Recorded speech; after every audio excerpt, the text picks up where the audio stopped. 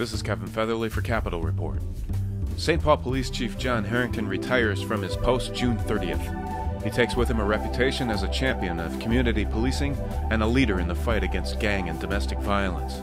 He also leaves behind a contentious relationship with the St. Paul Police Union that the next chief will have to repair. Here he talks about that stormy relationship and his legacy as St. Paul's top cop. What do you think is your biggest accomplishment since you've been chief? Yeah, I think the domestic violence project we put together that we call the Blueprint is probably my biggest accomplishment. Getting the department into growth mode was huge. Bringing the department into the 21st century, kicking and screaming as it went sometimes, but getting them here, those are all big accomplishments. But the one thing that I think has had the most dramatic effect on the city is probably the domestic violence work we've done. You had three pretty uneventful years in terms of being a controversial figure, at least, Relatively. So. Yeah.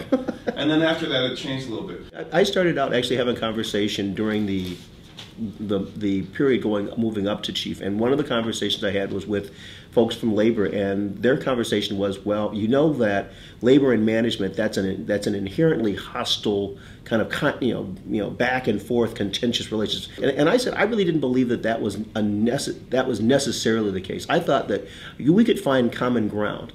Now, 6 years later, I would say that's only probably half the truth. The reality is, I think there were some things they really wanted, and we were able to achieve.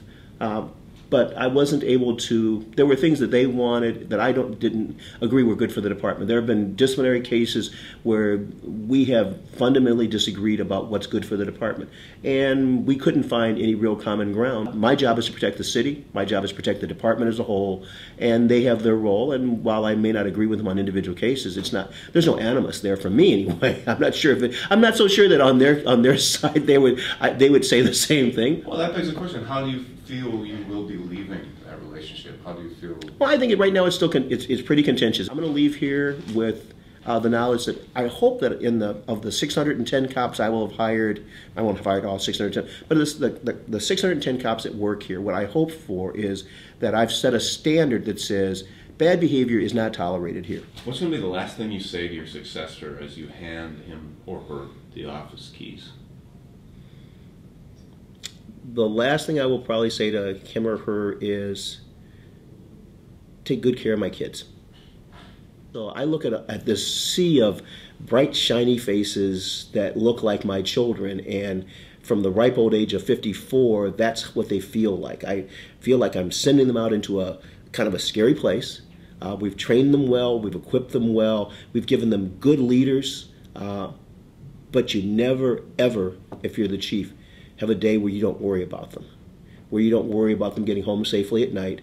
You don't worry about what they're going to see over the course of their shift that's going to change them from being this bright, caring human being who had never seen any evil in the world to someone who's seen some of the worst things that human beings can do to each other. Yeah, what I think is most important for the chief is to never stop cradling the children of this department and the children of the city in their hands. For Capitol Report, I'm Kevin Featherly.